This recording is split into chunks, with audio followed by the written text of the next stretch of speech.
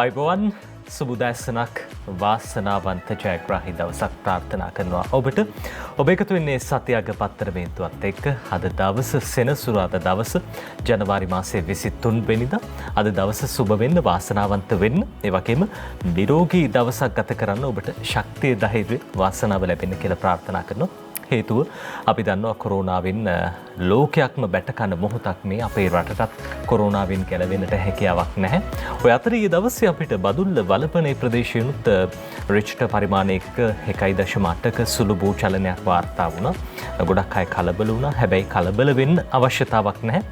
අද දවසේ ජාතික පුවත්පත් මේ සියලු තොරතුරු පිළිබඳව වාර්තා කරනවා. මාත් එක්ක ඉන්න සමීර. සුබුදැසනක් සමීර. සුබුදැසනක් නඩිත්. අපි බලාගෙන ඉන්න හැමෝටම සුබුදැසනක් කියලා අද දවසේදී ප්‍රාර්ථනා කරනවා. ඒ ප්‍රාර්ථනාවත් එක්ක අද දවස අපි ඔබට ආරම්භ කරන්න කියලා ආරාධනා කරනවා. අපි ජාතික පුවත්පත්වල තොරතුරු වලට යන්න කලින් නඩිත් විශේෂයෙන් මතක් කරන්න ඕනේ අද දවසේදී කොරෝනා වසංගතය එහෙම නැත්නම් කොරෝනා අභියෝගය තාමත් අපි ළඟ තියෙනවා. ඒ නිසා ඒ අභියෝගය ජයග්‍රහණය කරන්න අපි සියලු දෙනා එකට එකතු වෙන්න ඕනේ. ඒ අභියෝගය ජයග්‍රහණය කරගන්න පුළුවන්කම ලැබුණොත් තමයි අපිට නජිත් රටක් හැටියට යාලි නැගී සිටින්නට පුළුවන්කම ලැබෙන්නේ. ඒ නිසා තමයි අපි අද දවසේදීත් ඒ අවධානම පිළිබඳව ඔබට සිහිපත් කරන්නේ. ඊයේ දවස වන විට නජිත් රෝගීන් රටේ 56863 දෙනෙක් රට තුලින් වාර්තා වී තිබෙනවා. මේ තත්ත්වය මෙහිම වාර්තා වුණත් නජිත් සුව වෙන ප්‍රමාණයත් ඉහළ ප්‍රතිශතයක් වාර්තා කරනවා. 48617 දෙනෙක් සුව වෙලා තිබෙනවා. පූර්ණ සුවය ලබා තිබෙන බවට තමයි තොරතුරු වාර්තා වෙන්නේ. ඒ වගේම ඊයේ දවස වන විට ඔබ නින්දෙන් අද උදෑසන අවදි වන විට 787 දෙනෙක් ආසාදිතයෝ බවට පත් වී තිබෙනවා. අන්න ඒ නිසයි මේ අවධානම බැහැර කරන්න බැරි. ඒ නිසා ඔබ ආසාදිතයෙක් නොවී සිටින්න වග බලා ගැනීම තමයි ඔබ කළ යුතු කාර්යභාරය වෙන්නේ. ඒ නිසා අලුතෙන් 787 දෙනෙක් ආසාදිතයන් බවට පත් වී තිබෙනවා. ප්‍රතිකාර ලබන පිරිස තවමත් නිරෝධායන මධ්‍යස්ථාන 79ක් රට තුල තිබෙනවා. මේ ප්‍රතිකාර මධ්‍යස්ථානවල 7968 දෙනෙක් තවමත් ප්‍රතිකාර ලබමින් සිටිනවා. ඒ වගේම නඩිත් අපි මතක් කරන්න ඕනේ මරණ 278ක් රට තුල වාර්තා වී තිබෙනවා. මෙන්න මේ නිසා ඔබ අවදියෙන් කල්පනාවෙන් කොරෝනා ආසාදිතයෙක් නොවන්න වග බලා ගන්නට කියලා තමයි අපි අද උදෑසනම ඔබට මතක් කරන්නේ. ඒ තමයි සමීර රටේ තත්ත්වෙන් ලෝක තත්ත්වයට ගියොත් එහෙම ලෝකයේම දැන් කොරෝනා ආසාදිතයන් සංඛ්‍යාව මිලියන 100 සීමාවට ආසන්න වෙලා ඉන්නේ. 9,86,98,682 දෙනෙක් ලෝකෙන්ම කොරෝනා ආසාදිතයන් විදිහට වාර්තා වෙද්දී සුවය ලැබපු පිරිස විශේෂයෙන්ම දැන් ඒ පිරිස ගැනත් කතා කරන්නට ඕනේ. අපි දකිනවා 9,86,98,682ක් මේ විදිහට කොරෝනා ආසාදිතයන් බවට පත් වෙද්දී දැන් 21,14,372 දෙනෙකු සුවය ලැබලා පිට වෙලා ගිහින් තියෙනවා. ඒ වගේම විශේෂයෙන්ම තවත් බොහෝ පිරිසක් සුවය ලැබලා මේ රෝහල් වලින් පිට වෙලා ගිහින් තියෙනවා. අපේ රටේ තත්ත්වය ගත්තාම ලෝකයක් විදිහට ඒ ලෝකයේ අභියෝගයට මුහුණ දෙන අතරදී රටක් විදිහට අපිත් ඒ අභියෝගය ජය ගන්න පෙළ ගැහිලා ඉන්න මොහොතක අපේ රටේ සුබවාදී බව අපේ රටේ ආරක්ෂාකාරී බව තව දුරටත් තහවුරු කරගන්න එක අපේ වගකීම. අද දවසේ ජාතික පුවත්පතුත් මේ පිළිබඳව තොරතුරු වාර්තා කරනවා. අපි සූදානම් අද දවසේ පුවත්පත්වල සිරස්තල බලන්න.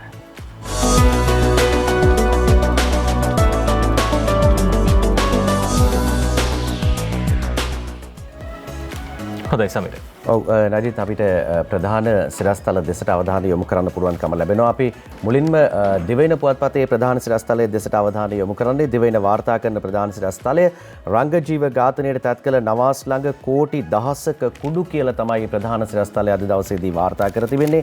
ඒ වාර්තාව වැඩිදුර තොරතුරු මේ විදිහට සඳහන් වෙනවා. සමන් ගමගේ දිවයින පුවත්පත ලියන වාර්තාව පොලිස් මද්‍රව්‍ය නාශක කාර්යාංශයේ හිටපු වැටලීම් ප්‍රධානියා වූ පොලිස් පරීක්ෂක නියෝමාල් රංගජීව මහතා ඇතුළු පොලිස් කණ්ඩායමක් උපක්‍රමශීලීව පිළියන්දල ප්‍රදේශයේදී වෙඩි ප්‍රහාරයකට ගොදුරු කර ඉන්දියාවට පැන ගිය MMM නවාස් නැමැත්තා සහ තවත් පුද්ගලයෙකු රුපියල් කෝටි 10ක් පමණ වටිනා හෙරොයින් කිලෝග්‍රෑම් 100ක් සමගින් ඉන්දිය මද්‍රව්‍ය නාශක කාර්යාංශය මගින් තමිල්නාඩුවේදී අත්අඩංගුවට ගත්ත කියලා තමයි ප්‍රධාන සිරස්තලයේ එන්නේ.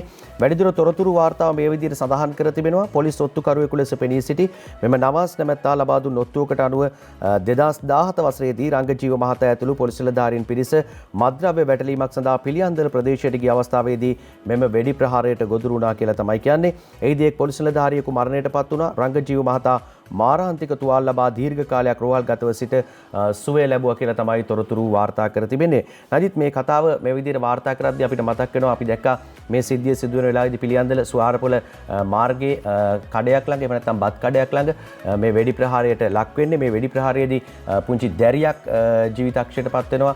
අපිට මතකයි මේ අවාසනාවන්ත සිද්ධිය සිදු වෙන අවස්ථාවේදී එයත් අපි සිහිපත් කරන්න ඕනේ. පිළියන්දල ප්‍රදේශයේ මාතර බත් කඩේ කියලා තමයි සඳහන් කරලා තිබුණේ. එහි හිටි පුංචි දැරියකට තමයි මොවුන් තිබූ වෙඩි ප්‍රහාරයට ලක්වන්නට සිදු වුණේ අවස්ථාවේදී. එතමයි අද දවසේ දිවයින පුවත්පතේ ප්‍රධාන සිරස්තල. දිවයිනෙන් පස්සේ අපි දිනමිනට යනවා. දිනමිනත් ඊට වැඩි ටිකක් වෙනස් සිරස්තලයක් වාර්තා කරනවා අද ප්‍රධාන සිරස්තලයේ විදියට. ඔව් දිනමින වාර්තා කරන ප්‍රධාන සිරස්තලයේ දෙසටත් අපි අවධානය යොමු කරනවා.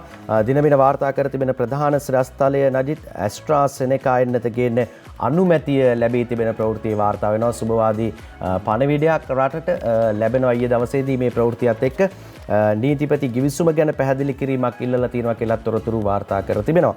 අපි ඒ පිළිබඳවත් වාර්තා කරන ගමන් ප්‍රධාන සිරස්තලයේ දෙසට අවධානය යොමු කරන්නත් ඕනේ. මානව හිමිකම් කඩවීම සොයන ත්‍රිපුද්ගල කොමිසමක් කියලා ප්‍රධාන සිරස්තලයේ දිනමින අරගෙන ඇවිල්ලා තිබෙනවා. මේක අවසන් නිර්දේශ මාස 6කින් ජනාධිපතිතුමාට ලබා දෙන තොරතුරුත් වාර්තා වෙනවා. මෙරට සිදු ඇතැයි කියන මානව හිමිකම් සහ අන්තර්ජාතික මානුෂීය නීතියේ කඩකිරීම පිළිබඳ සොයා බලා ඒ සම්බන්ධයෙන් කටයුතු කළ යුතු ආකාරය පිළිබඳ නිර්දේශ ලබා දීමට ජනාධිපති ගෝඨාභය රාජපක්ෂ මහතා ත්‍රිපුද්ගල කොමිෂන් සභාවක් පත් කර තිබෙන බවට තමයි දිනමින ප්‍රධාන සිරස්තලයේ විදිහට වාර්තා කර තිබෙන්නේ. ඔය අතර අද දවසේ ඩේලි නිවුස් පුවත්පත ප්‍රධාන සිරස්තලයේ විදිහට වාර්තා කරන්නේ සමීර කලින් සඳහන් කරපු කාරණාවක්. ඒ තමයි ශ්‍රී ලංකාවේ ඇස්ට්‍රාසෙනෙකා එන්නත සඳහා අනුමැතිය ලබා දුන ඖෂධ නියාමන අධිකාරිය. ඒ ගැන ඩේලි නිවුස් මේ විදිහට කියනවා ප්‍රධාන සිරස්තලින් ශ්‍රී Lanka approves Oxford AstraZeneca jab first deliveries expected soon. මේ පළමු එන්නත්තුගේ ඉතාමත් ඉක්මනින් අපේ රටට ලැබෙයි කියලා විශ්වාස කරනවා. several more vaccines awaiting approval. මේ අනෙකුත් එන්නත් වලටත් අනුමැතිය ලබා දීම පිළිබඳව අවධානය යොමු වී තිබෙන බව තමයි සඳහන් වෙන්නේ. ඉෂාර මදුගම මේ පුවත ලියන්නේ health authorities at the National Medicine Regulatory Authority have granted emergency use authorization for the Oxford AstraZeneca COVID-19 vaccine. මේ අපේ රටේ ජාතික ඖෂධ නියාමන අධිකාරිය මේ සඳහා මේ එන්නත සඳහා අනුමැතිය ලබා දුන් බව ඩේලි නිවුස් පුවත්පත ප්‍රධාන සිරස්තලයේ විදිහට වාර්තා කරන අතරදී අද ලංකාදීපයත් ප්‍රධාන සිරස්තලයේ විදිහට වාර්තා කරන්නේ මේ පුවත ඔක්ස්ෆර්ඩ් එන්නතට අවසර ඖෂධ නියාමන අධිකාරිය දන්වයි කියලා වැඩි දුරටත් තොරතුරු ලියනවා රංජන් කස්තුරි මේ විදිහට. ශ්‍රී ලංකාවේ COVID-19 මර්ධනය සඳහා ඔක්ස්ෆර්ඩ් AstraZeneca එන්නත ලබා දීමට ජාතික ඖෂධ නියාමන අධිකාරිය ඊයේ අවසර දී ඇත. ජාතික ඖෂධ නියාමන අධිකාරිය අනුමැතිය අනුව ඉදිරියේදී එම එන්නත ශ්‍රී ලංකාවේ ජනතාවට ලබා දෙන බවද ඖෂධ නිෂ්පාදනයේ සැපීම හා නියාමන රාජ්‍ය අමාත්‍ය මහාචාර්ය චන්න ජයසුමන මහත්මයා පැවසුවා කියලා අද දවසේ ලංකාදීප පුවත්පත ප්‍රධාන සිරස්තලයේ විදියට වාර්තා කරනවා. ලංකාදීපෙන් පස්සේ අපි ප්‍රධාන සිරස්තලයේ විදියට තෝරගන්නේ අද ඩේලි මිරර් පුවත්පත කියන කතාවක්. සමාජ මාධ්‍ය ජාලවල දැන් ඊයේ දවසේ ඉඳන් ඊයේ රාත්‍රියේ ඉඳන් සැරිසරන පුවතක් අද ප්‍රධාන සිරස්තලයේ බවට පත් වී තිබෙනවා ඩේලි මිරර් පුවත්පත. සෞඛ්‍ය අමාත්‍යතුමිය එතුමියට කොරෝනා ආසාදනය වෙලාද නැද්ද? අපි තවමත් දන්නේ කොහොමවත් ඩේලි මිරර් පුවත්පත අද ප්‍රශ්නාර්ථ ලකුණක්ද සහිතව මේ පිළිබඳව වාර්තා කරනවා. හෙල්ත් මිනිස්ටර් ඉන්ෆෙක්ටඩ් COVID-19 මේ ප්‍රශ්නාර්ථ ලකුණක් එක්ක වාර්තා කරන්නේ. එතුමියට කොරෝනා ආසාදනය වෙලාද නැද්ද? මේ පිළිබඳව තවමත් තහවුරු වෙලා නැහැ. කෙසේ වෙතත් වනයාරච්චි has self isolated herself and undergone a PCR test. එතුමිය ස්වයං නිරෝධායනයකට ලක් වී සිටිනවා. ඒ වගේම PCR පරීක්ෂණයක් සඳහා යොමු වෙන්නට නියමිතයි කියලා අද ඩේලි මිරර් වාර්තා කරනවා. අතරදී තවත් තොරතුරු වාර්තා කරනවා.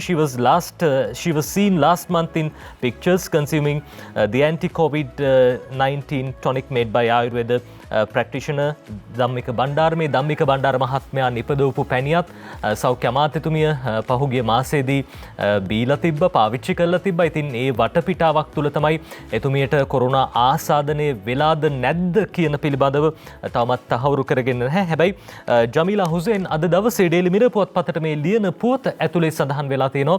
එතුමිය රැපිඩ් ඇන්ටිජන් පරීක්ෂාවකට ලක් වෙලා තියෙනවා. එහි ප්‍රතිඵලය ධනාත්මකයි නැත්නම් පොසිටිව් වෙලා තියෙනවා. මේ නිසා PCR පරීක්ෂාවක් සිද්ධ කරගන්න එතුමිය කටයුතු කරලා තියෙනවා. PCR පරීක්ෂණයේ ප්‍රතිඵල තවමත් ලැබී නොමැති බව තමයි අද දවසේ ඩේලි මිරර් පුවත්පත වාර්තා කරන්නේ. ඊයේ දවසේ අද දවසේ සමාජ මාධ්‍ය ජාල මේ පිළිබඳව බොහොම උනන්දුවෙන් කතා කළා. කෙසේ වෙතත් තහවුරු කරගත් තොරතුරු අනුව තවමත් මේ පිළිබඳව හෙළි වෙලා නැහැ. එතුමියට කොරෝනා ආසාදනය වුණොත් එතුමිය තමයි ශ්‍රී ලංකා පාර්ලිමේන්තුවේ කොරෝනා ආසාදනය වෙච්ච පස්වෙනි පුද්ගලයා බවට පත් වෙන්නේ. පාර්ලිමේන්තු මන්ත්‍රීවරියක් විදිහට විශේෂම පාර්ලිමේන්තුවේ පස්වෙනි විදිහට තමයි එතුමීට ආසාදනය වුණොත් නැත්නම් එතුමිය තමයි දෙවෙනි කැබිනට් අමාත්‍යවරයා බවට පත් වෙන්නේ මේ කොවිඩ් ආසාදනය වුණු. තවමත් හැබැයි ඒ පිළිබඳව අපිට කියන්න නම් තොරතුරු නැහැ. මේ පිළිබඳව සනාථ කළපු තොරතුරු තවමත් වාර්තා වෙන්නේ නැහැ. මේ ප්‍රශ්නාර්ථයක් විදිහට ඩේලි මිරර් පුවත්පත වාර්තා කරන තොරතුරු. නජිත්, ඒ වගේම අපි දැක්කා විශේෂම දෑස්රි ජයසේකර රාජ්‍ය අමාත්‍යවරයා සුව වෙලා යනවා. ඒ වගේම ඩී.වී. චානක රාජ්‍ය අමාත්‍යවරයා නිරෝධායනය වෙමින් සිටින බවට තොරතුරු ලැබෙනවා. මේ ආදී පාර්ලිමේන්තුවේ ඇමතිවරුන් ගණනාවක්ම මේ විදිහට කොවිඩ් යම් ආකාරයකට වැළඳී තිබෙනවා. ඒ වගේම සමහරු නිරෝධායනය වෙමින් සිටින බවට තමයි තොරතුරු අපිට ලැබෙමින් තිබෙන්නේ. නජිත්. ඔව් සමීර, අතරදී දැන් ඊයේ දවසේ විශේෂ පුවතක් අපි වාර්තා කළේ තමයි මාධ්‍යවේදීන් රැසකගේ, ඒ වගේම විශේෂයෙන්ම මේ මාධ්‍ය පිළිබඳව හදාරන සිසුන් ගණනාවකගේ, දහස් ගණනකගේ ගුරුවරයෙක් වුණු ආචාර්ය කලාකීර්ති එඩ්වින් ආරියදාසයන්ගේ සමුගෙන්ම එතුමන් අවුරුදු 98ක් ජීවත් වෙලා අපාතර ඉඳලා සමාජයට වැඩක් කරපු චරිතයක් විදිහට අපිට එතුමන්ව හඳුන්වන්න පුළුවන්. එතුමන්ගේ වියෝව පිළිබඳවත් අද දවසේදී ජාතික පුවත්පත් වාර්තා කරනවා. අපි සූදානම් ඔබට ඒ ගැන තොරතුරු කියන්න. අද දිවයින ඒ පිළිබඳව මේ විදිහට වාර්තා කරනවා. ඔව් නජිත්, දෙවෙන වාර්තා කරනවා ප්‍රධාන සිරස්තලයක් හැටියට ජ්‍යෙෂ්ඨ මාධ්‍යවේදී ආචාර්ය එඩ්වින් ආරියදාස අභාව ප්‍රාප්ත වෙයි කියලා ප්‍රධාන සිරස්තලය අරගෙන එනවා. වුන් ජ්‍යෙෂ්ඨ මාධ්‍යවේදී කලාකීර්ති ආචාර්ය එඩ්වින් ආරියදාස මහතා ඊයේ අභාව ප්‍රාප්ත විය.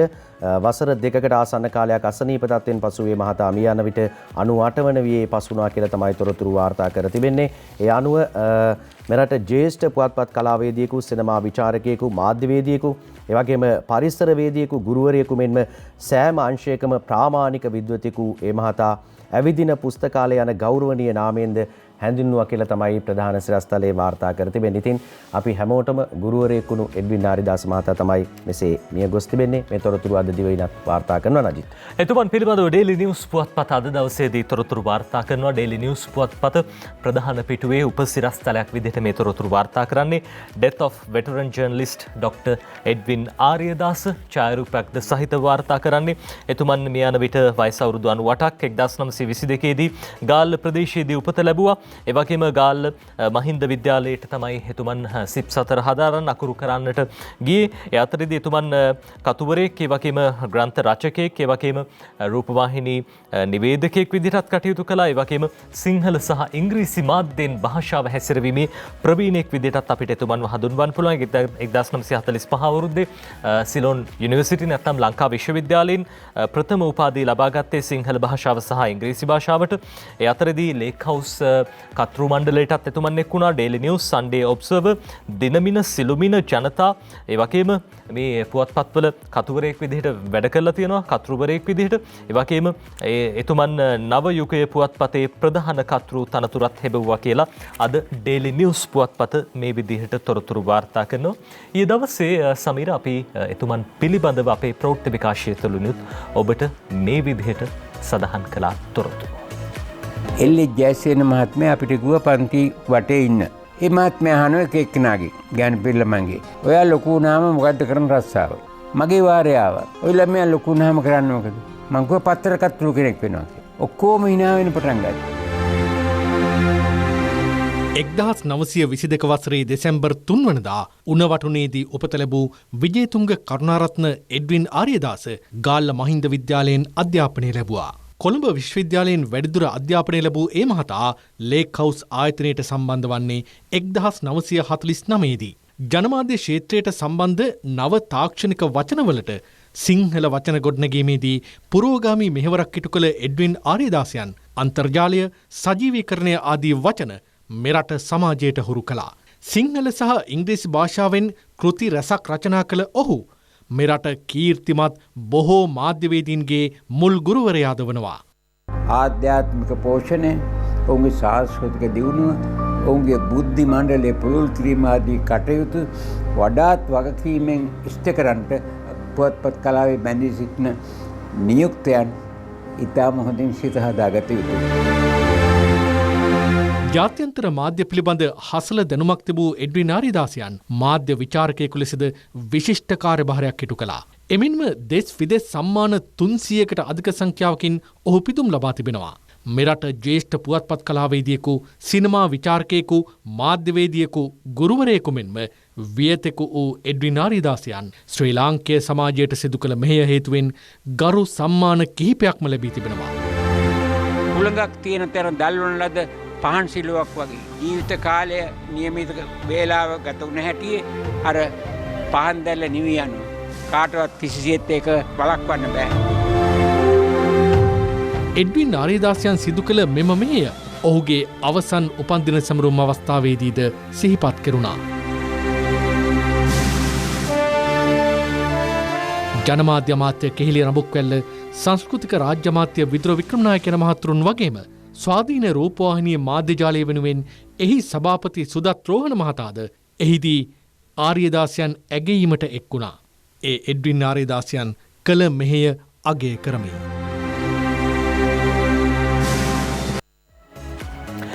එතුමන් හැම විටම සඳහන් කරපු දේ තමයි සමීදර ජීවිතයක් කියන්නේ හරියට නිකම් පහනක් වගේ. පහන් දැල්ල ටිකෙන් ටික දීප්තිමත් වෙලා එළිය අඩු වෙලා කවදා හරි දවසක නිවිලා යනවා. අපේ ජීවිතෙත් ඒ වගේ. එතුමන් පිළිබඳව මතක අවදි කරනකොට සමීර දැන් ඔබෙත් මගෙත් අපි හැම දිනෙකම ගුරුවරයෙක් මේ එඩ්වින් ආරියදාසයන් කියන්නේ අර විශ්වකෝෂයක් බඳු චරිතයක්. එතුමන් පිළිබඳව බොහෝ දේ අප අතර තිබෙනවා. එතුමන්ගේ මතකයේ පිළිබඳව බොහෝ දේ අප අතර තියෙනවා. අපි එතුමන්ට නිවන් සුවය ප්‍රාර්ථනා කරනවා.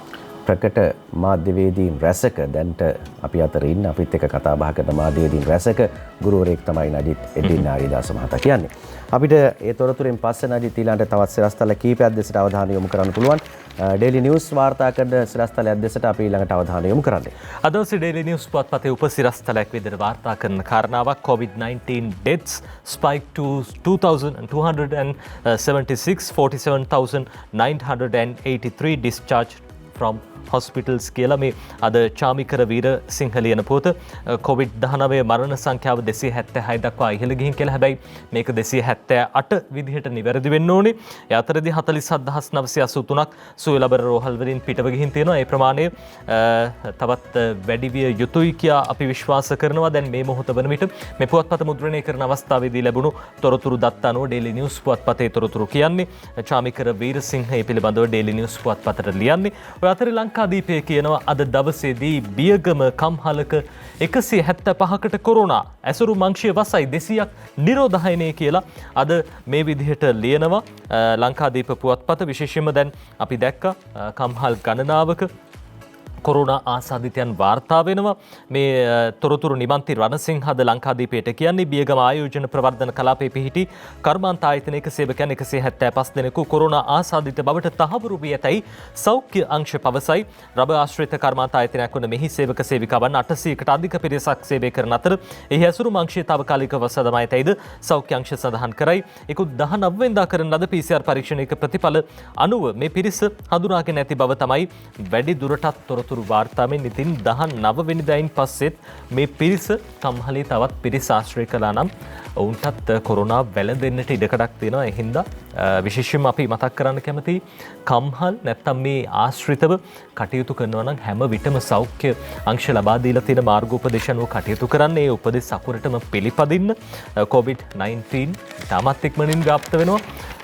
ලෝකයේ දැන් විවිධාකාර COVID-19 වෛරස් පැතිර යන කාල සීමාවක්. ඉතින් ඒ හින්දා පරිස්සමින් ගත කරන්න කියන අතරදී අපි සූදානම් අද ඩේලි මිරර් පුවත්පත වාර්තා කරන තවත් තොරතුරකට අවධානය යොමු කරන්න. ඩේලි මිරර් පුවත්පත මේ විදිහට තොරතුරක් කියනවා. ෂයින් ෆර්නාන්ඩෝ පුල්ලේ මේ පොත ලියන්නේ COVID-19 vaccination trials to commence today. අද දවසේ පටන් COVID-19 මේ එන්නත් පරීක්ෂා කරන්න නැත්නම් එන්නත් අත්හදා බලන්න කටයුතු කරන බව තමයි තොරතුරු වාර්තා වෙන්නේ.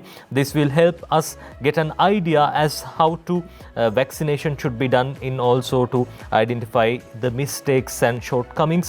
මේ අත්හදා බැලීම් තුලින් අපේ රටේ COVID එන්නත භාවිත කිරීමෙන් ඇතිවන ආසාත්මිකතා නැත්නම් ඇතිවන සංකූලතා නැත්නම් මොන හරි අතපසුවීම් සිද්ධ වෙනවද මේ සියල්ල පිළිබඳව තහවුරු කරගන්න පුළුවන් මේ විදිහට COVID-19 එන්නත් අත්හදා බැලීම තුලින්. නැත්නම් මේ දේවල් දවසේ පටන් මේ පාවිච්චි කරන්න ආරම්භ කරන්න ට්‍රයල් එකක් විදිහට පෙරහුරුවක් විදිහට මේ එන්නත් කරන්නේ එන්නත් විදීමේ කටයුතු සිද්ධ වෙනවා කියලා Daily Mirror පුවත්පත ওই විදිහට සඳහන් කරනවා. ඒ අතර Daily Mirror කියන තවත් කාරණාවක් COVID-19 cases in Sri Lanka. Health Ministry COVID-19 cases with no links to clusters. අපි දැක්ක සෞඛ්‍ය අමාත්‍යාංශිනුත් කොරෝනා ආසාදිතයන් පිරිසක් වාර්තා වෙනවා. මේ පිරිස වෙනත් උපපොකුරකට සම්බන්ධ නොවන බවට තමයි තොරතුරු වාර්තා වෙන්නේ. Health Ministry COVID-19 cases with no links to clusters. Rise in COVID-19 cases. Ministry on alert of this situation. මේ තත්ත්වය පිළිබඳව අමාත්‍යාංශයේ පැත්තෙන් දැඩි උනන්දුවකින් කටයුතු කරන බවට සහ ඔවුන් මේ පිළිබඳ අවදීන් ඉන්න බව තමයි අද Daily Mirror පුවත්පත ওই විදිහට තොරතුරු වාර්තා කරන්නේ. අද දිනමිනත් විශේෂයෙන්ම මේ කොරෝනා තත්ත්වය පිළිබඳව කොරෝනා ආසාදිතයන් සංචාරකයන් ගෙන්වා ගැනීමේ වැඩපිළිවෙල මේ හැම කාරණාවක් පිළිබඳවම අද දවසේ දිනමිනත් තොරතුරු වාර්තා කරනවා. ඔව් නජිත් දිනමින වාර්තා කරන සිරස්තලයට අපි යනවා.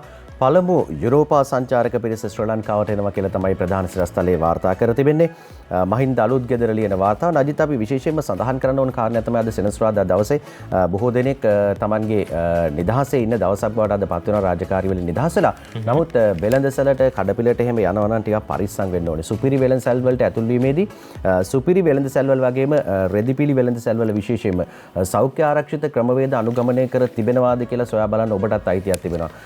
ඒ නිසා සෞඛ්‍යාංශ රජය මේ සියලු දෙනාම ලබා දෙන උපදේශයයි. ඒ නිසා ඔබට පැමිණිලි කරන්නත් පුළුවන්කම ලැබෙනවා. ඒ නිසා යත් සිහිපත් කරගන්න. විශේෂයෙන්ම ඒ පිළිබඳව අපි ඔබට මතක් කරනවා. දැන් සංචාරකයොත් ඔබට හම්බ වෙන්න පුළුවන් ඉදිරියේදී සංචාරක කණ්ඩායම් කිහිපයක්ම ඉදිරියේදී ලංකාවට පැමිණෙන්න නියමිත බවට තමයි තොරතුරු වාර්තා වන්නේ. ඒ නිසා අපි මේ සිරස්තලයේ උපුටා ගන්නේ පළමු යුරෝපා සංචාරක පිරිස ශ්‍රී ලංකාවට එන පුවත COVID-19 වසංගත තත්ත්වයේ හේතුවෙන් මාස කිහිපයක් වසා දමා තිබූ ගුවන්තොටුපළ වාණිජ්‍ය ගුවන් ගමන් සඳහා යලි විවෘත කිරීමෙන් පස්සේ පැමිණි මුල්ම යුරෝපීය සංචාරක කණ්ඩායම ලෙසින් 10 දෙනෙකුගෙන් සමන්විත නෙදර්ලන්ත ජාතිකයන් පිරිස ශ්‍රී ලංකාවට පැමිණියා කියලා තමයි තොරතුරු වාර්තා කර තිබෙන්නේ. මේ පිරිස එමිරේට්ස් ගුවන් සේවයේ ගුවන් යානයකින් කටුනායක බණ්ඩාරනායක අන්තර්ජාතික ගුවන් තොටුපළ වෙත පැමිණි බව ගුවන් තොටුපළ ප්‍රකාශකයෙක් සඳහන් කරනවා කියලා ප්‍රධාන සිරස්තලයක් හැටියට මුල් පිටුවේ වාර්තා කර තිබෙනවා නජිත්. අද ශ්‍රී ලංකාදීපයත් තොරතුරු වාර්තා කරන මේ සංචාරකයන් පැමිණීමේ මේ රට විවෘත කරලා තියෙන දැන් සංචාරකයන්ට විශේෂම අපි දකිනවා ප්‍රවර්ධන කටයුතු සිද්ධ වෙන සංචාරක ක්ෂේත්‍රයට අදාළව අද ලංකාදීපේ කියනවා පැය 24ට ගුවන් මගේ හු 330ක් යාන 8කින් ඇති කියලා. කටුනායක TKG කපිල ලියන පුවත 449 දෙනෙක් යති. කටුනායක බණ්ඩාරනායක ජාත්‍යන්තර ගුවන් තොටුපළ වාණිජ්‍ය ගුවන් ගමන් සඳහා විවෘත කිරීමත් සමග ගත වූ පළමු පැය 24 තුළ ගුවන් මගින් 330 දෙනෙකු රැගත් ගුවන් යාන 8ක් පැමිණි බව ගුවන් තොටුපළ කාර්යභාර නිලධාරිවරයා ලංකාදීපයට පැවසුවා කියලා වැඩි දුරටත් තොරතුරු වාර්තා කරන සමීර. සාමාන්‍යයෙන් කොවිඩ් නැති කාලේ නැත්තම් සාමාන්‍යයෙන් ඉස්සර දවස්වල අපේ රටට 28000ක් විතර දවසකට එන බව තමයි ගුවන් තොටුපළ ආරංචි මාර්ග සඳහන් කරන්නේ. හැබැයි ඒ 28000ම දැන් අපිට එක දවසකදී ගෙන්න ගන්න හැකියාවක් නැහැ කොරෝනා මේ මාර්ගෝපදේශ තත්ත්වයන් යටතේ. එවැනි විශාල පිරිසක් දැවැන්ත පිරිසක් දවසකට ගෙන්න ගන්න බලාපොරොත්තුවක් නැහැ. විශේෂයෙන්ම අමාත්‍ය ප්‍රසන්න රණතුංග මහත්මයා සඳහන් කළ තිබ දවසකට 2500ක උපරිම ධාරිතාවකට යටත්ව තමයි සංචාරකයන් රැගෙන එන කටයුතු කළ තියෙන. හෝටල් 53ක් ක්‍රියාත්මකයි ඔවුන් වෙනුවෙන් සෞඛ්‍ය මාර්ගෝපදේශ අනුව කටයුතු කරන්න. ඒ වගේම අර බයෝ බබල් ක්‍රමයට තමයි මේ පිරිස රට වටේ යන්නේ. දින 14ක් වෙනකන් 14න් පස්සේ PCR කරලා නෙගටිව් නම් විතරයි ඔවුන් සමාජයට මුදාහරින්නේ. මේ දැවැන්ත ක්‍රියාවලියක් සිද්ධ වෙනවා. ඉතින් මේ ක්‍රියාවලිය අපි විශ්වාස කරනවා හොඳින් සිද්ධ වෙයි කියලා. අපි සූදානම් නැවතත් ජාතික පුවත්පත්වල ප්‍රධාන සිරස්තල කීපයක් දෙසට අවධානය යොමු කරන්න. නඩිත් පැනගිය කටුනායක ආසාදිතයා සොයාගනී කියලා දිනමින ප්‍රධාන සිරස්තලය මුල් පිටුවට අරගෙන අවිලා තියෙනවා. අපි දැක්කා දැන් මේ කතාව වාර්තා කරද්දී පහුගිය දිනවල අර කොවිඩ් ආසාදිත වෙච්ච පුද්ගලයෙක් එක්කගෙන එන්න ගිය පොලිස් නිලධාරීන්ට වෙච්ච සිදුවීම අටුළුගම ප්‍රදේශයේදී මුස්ලිම් ජාතිකයෙක් කෙල ගැසීමක් සිදු කරා. ඔහුට වසර 6ක සිර දඬුවම් නියම වෙනවා. දැන් මේ විදියට සෞඛ්‍ය නිරෝධායන නීති උල්ලංඝනය කරන පුද්ගලයන්ට එරෙහිව කටයුතු කරනවා කියලා දැඩිව කටයුතු කරනවා කියලා පොලිස් මාධ්‍ය ප්‍රකාශක නියෝජ්‍ය පොලිස්පති අජිත් රෝහණ මහතා සඳහන් කළා. අපි යනවා දැන් සිරස්තලයට. සිරස්තලේ වාර්තා කර තිබෙන්නේ පැනගිය කටුනායක ආසාදිතයා සොයාගනී කියලා. සිරස්තලේ ප්‍රතිකාර මධ්‍යස්ථානයක් වෙත රැගෙන යාමට සූදානමින් කටුනායක වලානගොඩ ප්‍රදේශයේ නවාතැන් පොලක සිටියේදී පලා ගිය කොවිඩ් ආසාදිත පුද්ගලයා කටුනායක 18 කණුව ප්‍රදේශයේදී ඊයේ උදෑසන සොයාගත්ත කියලා තමයි තොරතුරු වාර්තා කර තිබෙන්නේ. කටුනායක ප්‍රදේශයේ ඇඟලුම් කර්මාන්ත ශාලාවක සේවයේ නියුතු 25 වැනිදිම පුද්ගලයා කොවිඩ් ආසාදිතයෙකු බවට කළ PCR පරීක්ෂණයකින් අනතුරුව තහවුරු වී තිබෙනවා කියලා තමයි තොරතුරු වාර්තා කර තිබෙන්නේ. ඉතින් ඒ නිසා මේ විදිහට පැනලා යන්න දෙයක් නැහැ. ආශ්‍රිතයෙක් වෙලා නම් එහෙම නැත්නම් ඔබ කොවිඩ් ආසාදිතයෙක් වෙලා නම් සෞඛ්‍ය අංශ ලබා දෙන උපදෙස් එක්ක පිළිපදින්න, සෞඛ්‍ය අංශ වලට සහයෝගය ලබා දෙන්න. නිසා මේක පැනලා ගිහිල්ලා හැංගිලා මේකෙන් බේරෙන්න හැකියාවක් නැහැ කියන එක තමයි අපිට කියන්න තියෙන අජිත්. ඊළඟ පුවත ඩේලි මිරර් පුවත්පතේ පුවතක් සමීර. ඒ පුවත කියන්න කලින් අපි බලලා ඉමු දිවයින පුවත්පතම වාර්තා කරන තව පුවතක් ශ්‍රේෂ්ඨාධිකරණ විනිසුරු නවාස් පිළිබඳව. මේ පුවත විශේෂයෙන්ම අපි දැක්කා පුංචි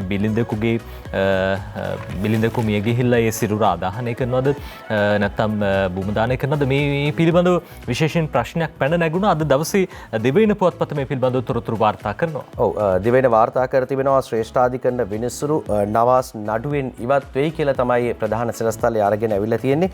නජිත් කොවිඩ්-19 රෝගය ආසාදනය වී ඇතැයි පෙන්වා දෙමින් තමන්ට නිසි දැනුම් දීමකින් තොරවම ෂේක් හාෆිස් නැවති දින 21ක් වයසේදී සිය බිරිඳාව ආදාහනය කළ සෞඛ්‍ය බලධාරීන්ට එරෙහිව විමර්ශනයක් සිදු කරන ලෙසට නියෝගයක් කරන්න ඉල්ලා මට්ටක්කුලිය ප්‍රදේශයේ පදිංචි යුවලක් විසින් ගොනු කර තිබූ මූලික අයිතිවාසිකම් පෙත්සම සලකා බැලීමේ කටයුත්තෙන් පෞද්ගලික හේතුන් මත තමා ඉවත් වන බව ශ්‍රේෂ්ඨාධිකරණ විනිසුරු AHMD නවාස් මහතා ඊයේ දැනුම් දුන්නා කියලා තමයි සිරස්තලයේ වාර්තා කර තිබෙන්නේ. අද දවසේ දිනමින පුවත්පතත් ඒ පිළිබඳව වාර්තා කරනවා. බිලිඳාගේ ආදාහනයේ සැකයයි ගොනු කළ පෙත්සම් විභාගයෙන් විනිසුරු නවාස් ඉවත් වෙයි. නිල්කා මැදගෙදර මේ පුවත ලියන්නේ COVID-19 වෛරසය ආසාදනය වීමෙන් මිය ගිය දින 21ක් වයස ඇති ෂේක් ෆයිස් නමැති බිලිඳාගේ සිරුර ආදාහනය කළ ආකාරය සැක සහිත බැවින් ඒ පිළිබඳ විධිමත් පරීක්ෂණයක් කරන ලෙසට සෞඛ්‍ය සේවා අධ්‍යක්ෂ ඇතුළු බලධාරීන්ට නියෝග කරන ලෙස ඉල්ලා ගොනු කළ පෙත්සම් විභාගයට සහභාගී වීමට ශ්‍රේෂ්ඨාධිකරණ විනිසුරු AHMD නවාස් මහත්මයා පෞද්ගලික හේතුවක් මත ඊ අකමැත්ත ප්‍රකාශ කළා කියලා අද දවසේ දිනමින පුවත්පත වාර්තා කරනවා.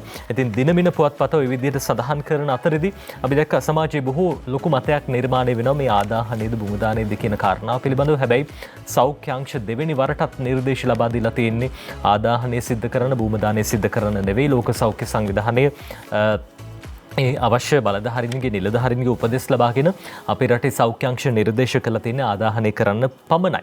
ඉතින් ඒ පිළිබඳව රටේ හැමෝටම පොදු නීතියක් ක්‍රියාත්මක වෙන්නේ පිළිබඳව හැමදෙනෙක්ම අවධානයෙන් පසු වෙනවයි කියලා අපි විශ්වාස කරනවා. ඔය අතරේ හැමදෙනෙක්ගේම අවධානයට යොමු විය යුතු තවත් පුවතක් පිළිබඳව ඩේලි මිරර් අද දවසේදී වාර්තා කරනවා.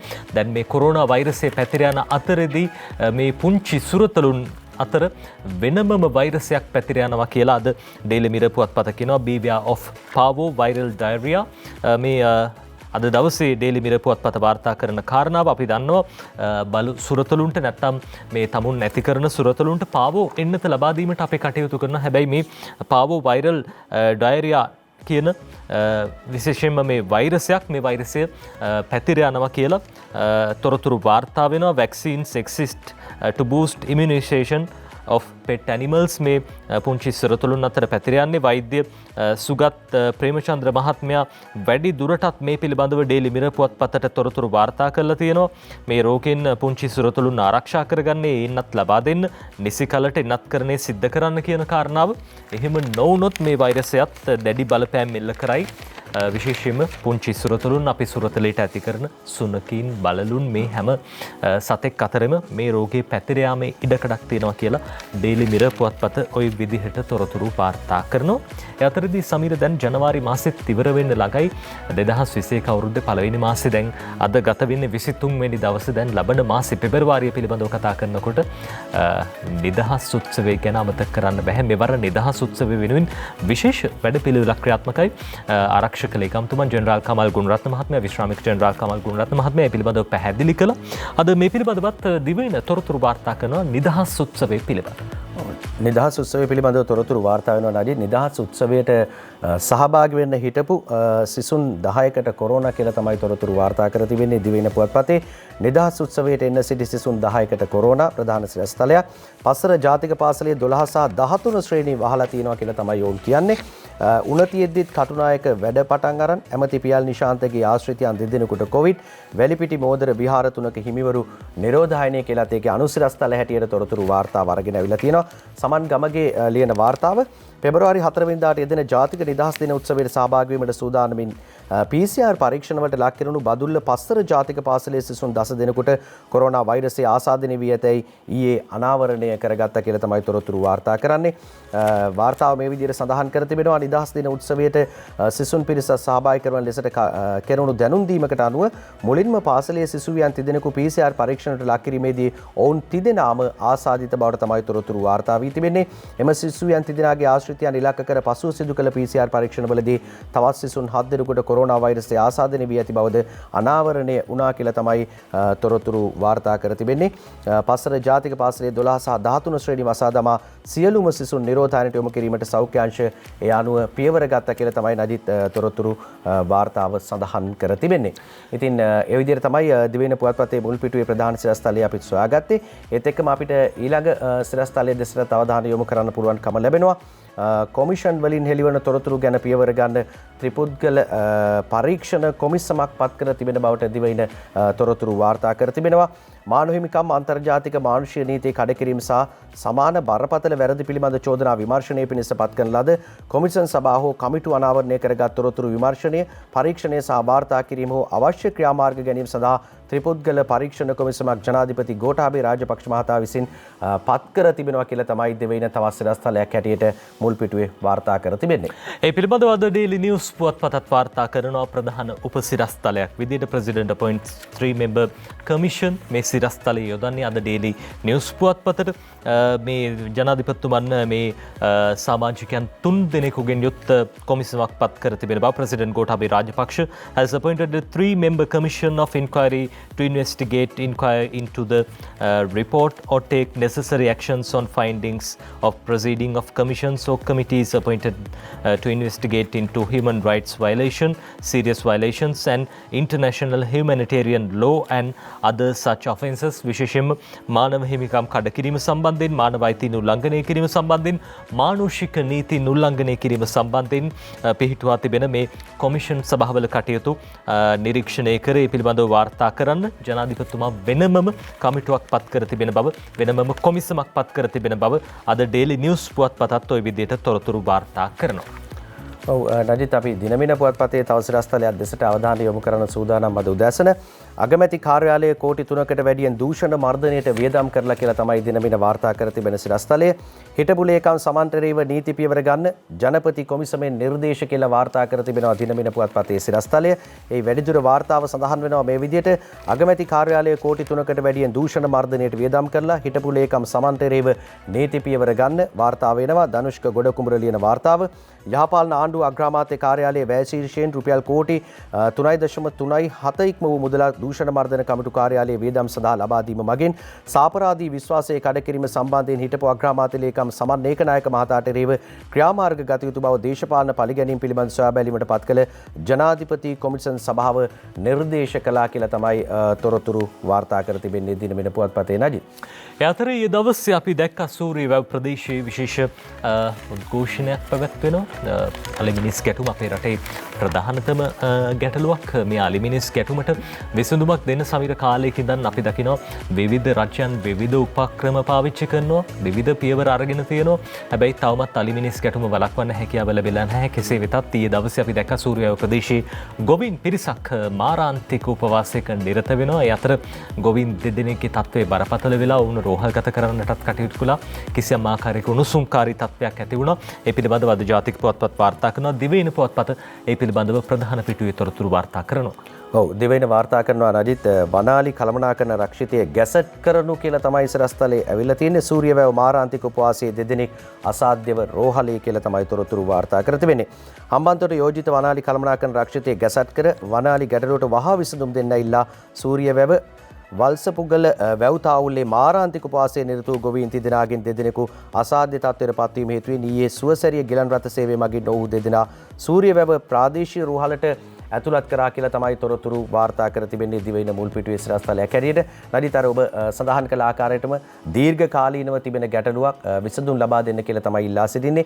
රජවල් කිහිපයක්ම උත්සාහ දරුවා නමුත් තවමත් හරියට විසඳුමක් ලැබෙන්නේ නැහැ. පුංචි දරුවෝ ඒ වගේම වැඩිහිටියෝ මේ කාන්තාවෝ බොහෝ පිරිසකට මේ අලි මිනිස් ගැටුමට මුහුණ දීලා ජීවිත නැති වෙච්ච වාර අනන්තයි කියලා තමයි අපිට සඳහන් කරන්න තිබෙන්නේ. ඒ නිසා වහාම මේකට මැදිහත් වීමක් වෙන්න කියලා තමයි බලධාරීන්ගෙන් ජනතාව ඉල්ලන්නේ.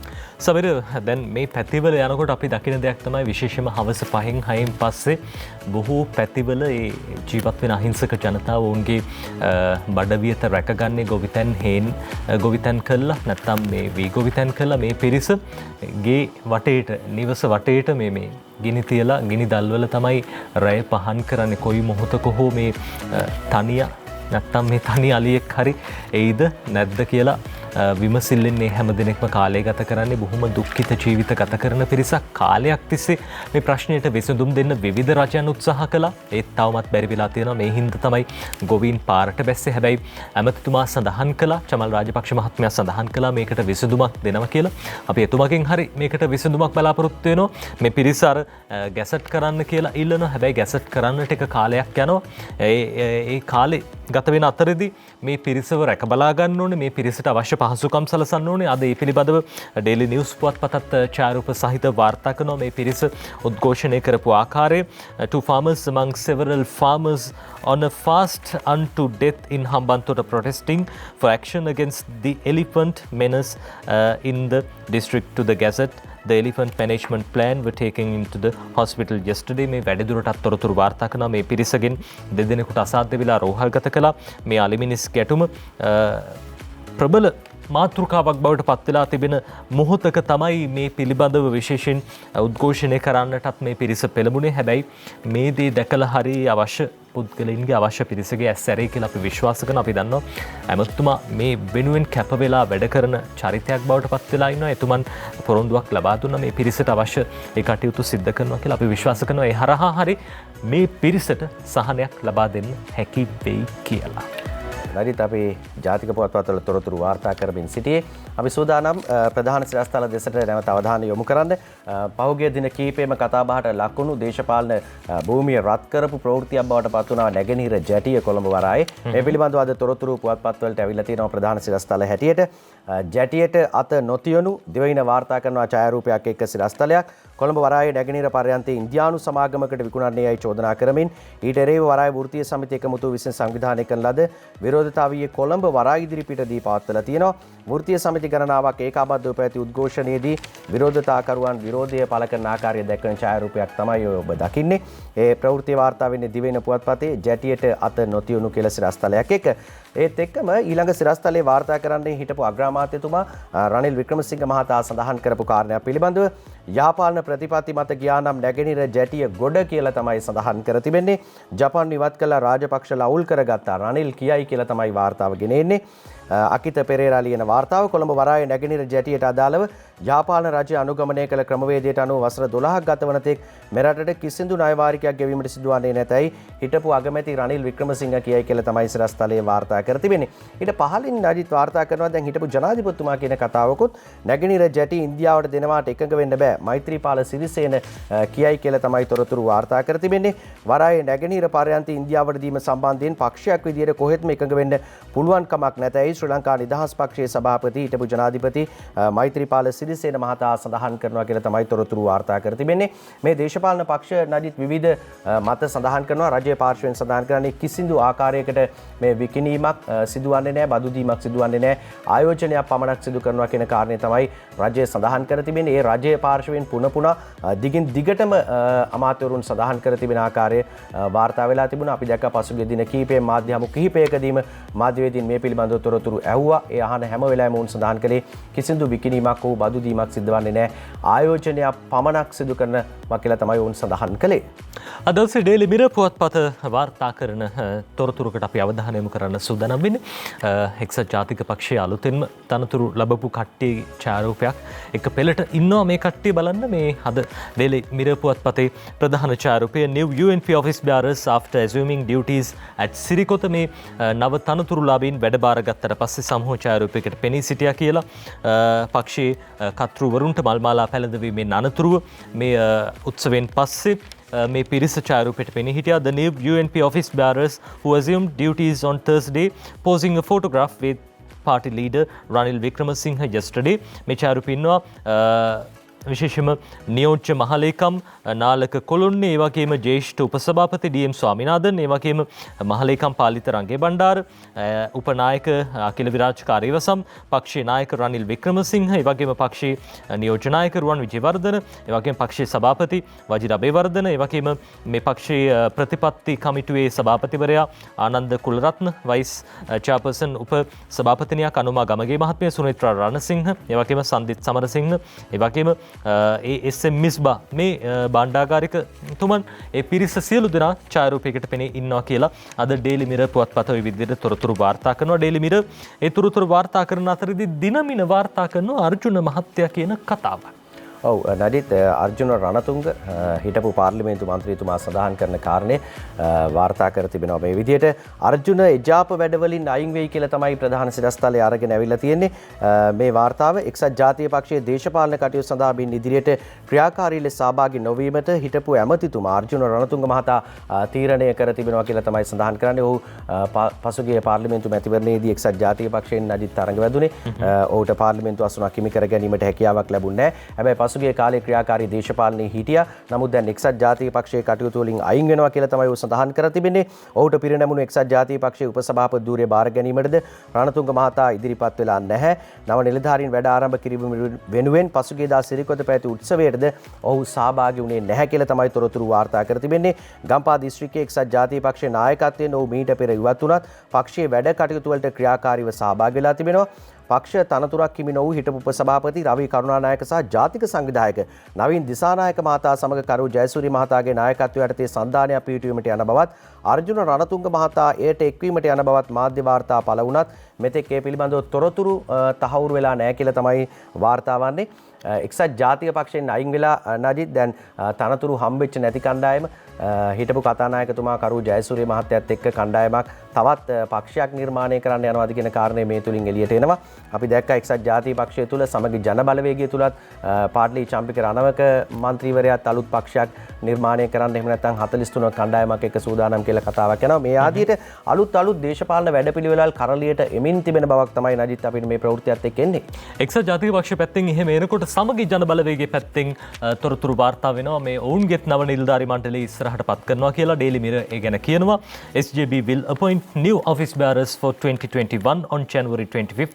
නලින් බණ්ඩාර මහත්තයා කියන කතාව ජනවාරි 25 වෙනිදා 2021 වසර සඳහා නව නිලධාරී මණ්ඩලයේ සමගි ජන බලවේගයේ පැත්තේ පත් කරනවා කියන කාරණාව සඳහන් කරනවා. අර සමීර කිව්වා වගේම රවි මහත්තයා, දයාගමගේ මහත්තයා, නවීන් දිසානායක මහත්තයා මේ කිසි කෙනෙක් එක්සත් ජාතික පක්ෂයේ මේ අපි කලින් දැක්ක ඡායාරූපයට පෙනී හිටියේ නැහැ. ඔය අතරේ සමගි ජන බලවේගයේ පැත්තෙන් ඒගොල්ලෝ කියනවා එයාලගේ නව නිලධාරී මණ්ඩලය ඉස්සරහට පත් කරනවා කියලා. ඔය අතරේ සමීර අපේ දිනමින පුවත්පතේ තොරතුරකට අවධානය යොමු කරමු. දිනමින පුවත්පත වාර්තා කරනවා අර සීගිරි බිතුසිතුවම් ඡායාරූප කරපු විදේශ සංචාරකයෝ පිරිසක් ගැන. ඔව් ඒ ප්‍රවෘත්තිය එන්නේ මේ විදිහට සීගිරි බිතුසිතුවම් ඡායාරූපගත් යුක්‍රේන පිරිස ගැන හොයන්න කියලා මයන්ත පොලිස්පතිට ලියයි කියලා තමයි වාර්තාව අරගෙන අවිලා තිබෙන්නේ. සංචාරක බුබුලු සංකල්පයේ යටතේ මෙරටට පැමිණි යුක්‍රේන සංචාරකයන් පිරිස සීගිරිය කළ සංචාරය අතරතුර එහි බිතුසිතුවම් ඡායාරූපගත කර ඇති බවත් ඒ සම්බන්ධයෙන් කඩිනම් විමර්ශනයක් කරන ලෙසත් සමගි ජන බලවේගයේ පාර්ලිමේන්තු මන්ත්‍රී මයන්ත දිසානායක මහතා පොලිස්පතිවරයාගෙන් ඉල්ලීමක් කර තිබෙනවා කියලා තමයි තොරතුරු වාර්තා වන්නේ.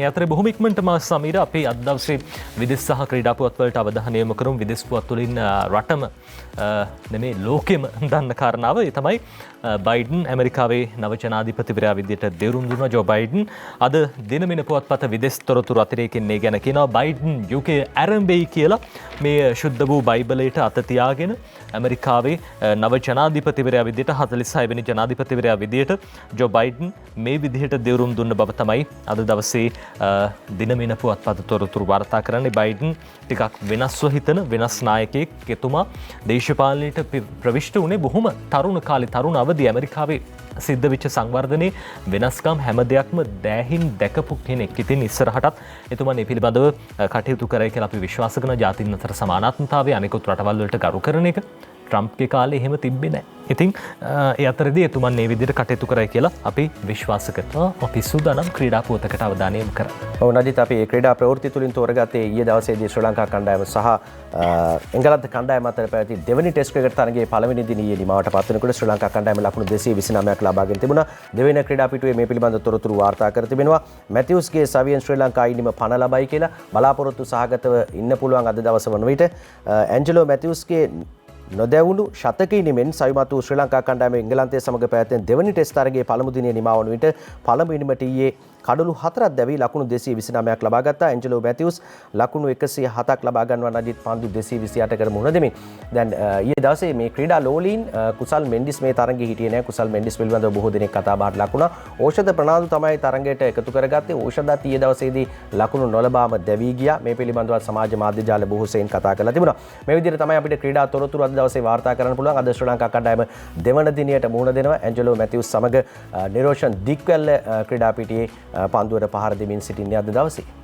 අපි සූදානම් කාටුන් බලන්න.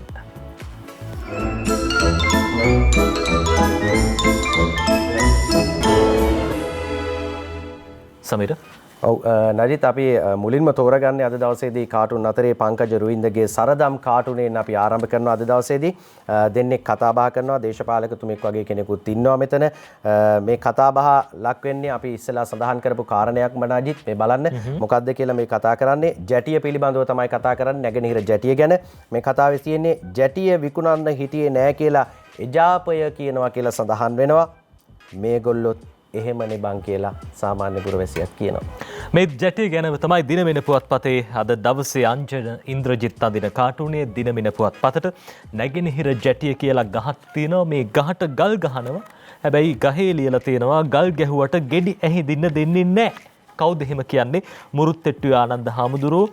උන්වහන්සේ කියන කතාව ගල් ගැහුවට ගෙඩි ඇහිදින්න දෙන්නේ නැහැ කියලා. මේ ගල් ගහන්නේ අනුර කුමාර දිසානායක මහත්තයයි සජිත් ප්‍රේමදාස මහත්තයයි වගේ දෙනෙක් මේ නැගෙනහිර ජැටිය කියන ගහට ඔන්න දැන් ගල් ගහනවා ගෙඩි නම් ඇහිඳින්න දෙන්නේ නැහැ. එහෙම තමයි අපේ හාමුදුරුවෝ මුරුත්තෙට්ටුවේ ආනන්ද හාමුදුරුවෝ කියන්නේ.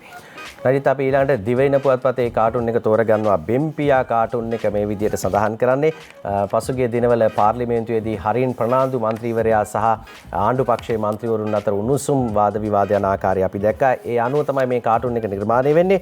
චාලි අයියේ රංජන්ට සාධාරණයක් ඉටු වෙනකම් හරින් කළු සාටකයක් පළඳිනවලු.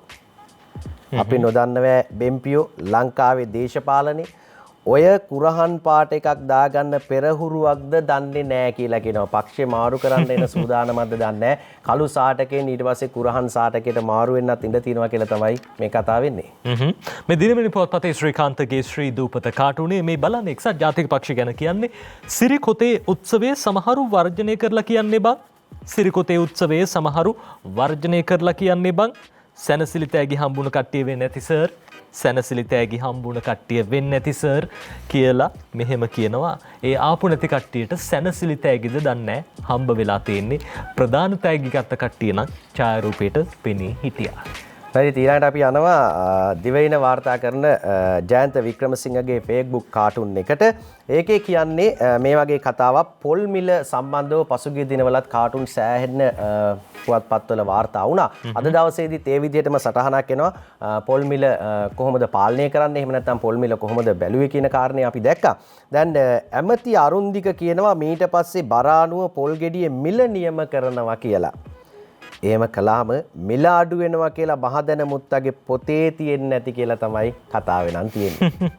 ඒ අතර දිනමින පුවත්පත මේ ඇමරිකාව ගැන කියන කාටුනයක් අංජනගේ කාටුනේ ට්‍රම්ප් කියනවා අවුරුදු 4කින් ආයේ එයා ජනපති වෙනවලු. ට්‍රම්ප් කියනවා අවුරුදු 4කින් එයා ආයේ ජනපති වෙනවලු. ඇමරිකාවට මෑන්ගෙන් ගැලවීමක් නෑ වගේ කියලා ඔන්න ඔහොම අංජන කියනවා කාටුනින්. ඇමරිකාවටත් ඉතින් ට්‍රම්ප්ගෙන් ගැලවීමක් නෑ. අපිට කාගෙන්ද ගැලවීමක් නැත්තේ ගැන ටිකක් හිතන්න ඕනේ. බලන්න අංජන ඊළඟට කියන කතාව තමයි කියලා වැඩක් නෑ කාටුන් එකේ නජිත් මේ විදිහට සඳහන් කරනවා. එන්නත ගැන බොරු බලාපොරොත්තු ජනතාවට දෙන්න එපා කියලා මම රජයට කිව්වා. මේ හිටපු අගමැතිතුමා කියන කතාවක්. අපිත් ඔබතුමාට කියන්නේ ඕකමයි කියලා සාමාන්‍ය වැසියෙක් කියනවා. ඒ මොකක්ද කියලා රනිල් වික්‍රමසිංහ මහත්තයා වගේ කෙනා අහනවා. එජාපය ගැන බොරු බලාපොරොත්තුවක් ජනතාවට දෙන්න එපා කියලා තමයි කියන්නේ. ආයෙමත් එක්සත් ජාතික පක්ෂය ගැන බලාපොරොත්තු තියාගන්න එපා කියලා තමයි මේ කතාවේ කියන්නේ. හරියට එතුමත් අර ඇමරිකාවේ ජනාධිපතිතුමා ට්‍රම්ප් මහත්තයා වගේ ආයි එන්න තමයි හදන්නේ. ඒ අතරේ දිවයින පුවත්පතේ ඕකයි තත්ත්වේ කවිය අපි තෝරගන්නවා. අනුරාධ ලියන කවිය අද දවසේ කාටුන් අවසන් කරන්න. PHIට කෙල ගහලා අටලුගම චාටර් උණ බුවා දැන් හිර ගෙදර බිම. ලෝකේ ළඟත් කැත කරමින් රටක නම පීචන් මේ වගේ පොරවල් හලති ගොම. PHIට කෙල ගහලා අටලුගම චාටර් උණ බුවා දැන් හිර ගෙදර බිම. ලෝකේ ළඟත් කැත කරමින් රටක නම පීචන් මේ වගේ පොරවල් හලති ගොම කියලා අද අනුරාධ ඕකයි තත්ත්වේ කවියෙන් ওই විදිහට ලියනවා. ඒ හින්දා අර පීචන් වෙන්න යන්න එපා. රටේ නම කැත කරන්න උත්සාහ කරන්න එපා. ඒ වගේම කොරෝනා මර්ධනයට හැමදෙනෙක්ම සහාය දෙන්න, සහාය වෙන්න කියන ඉල්ලීම අපි අද දවසේ පත්තර මේන්තුවෙන් ඔබෙන් කරන්නේ. ඔව් නඩිත් එහෙමනම් ඒ ඉල්ලීමත් එක්ක අපිට සමුගන්න වෙලාව ඇවිල්ලා අපි ඔබට ප්‍රාර්ථනා කරන්නේ සමුගන්නා මොහොතේ නිරෝගිමත් දවසක් නිරෝගිමත් හෙටක් වෙන්න කියලා ප්‍රාර්ථනා කරමින් අපි සතියග පත්තර මේන්තුවෙන් අදට සමුගන්නවා. අපි නැවත ඔබ මුණ ගැහෙන්න සූදානම් හෙට උදේ 6ට. සුබ දවසක්.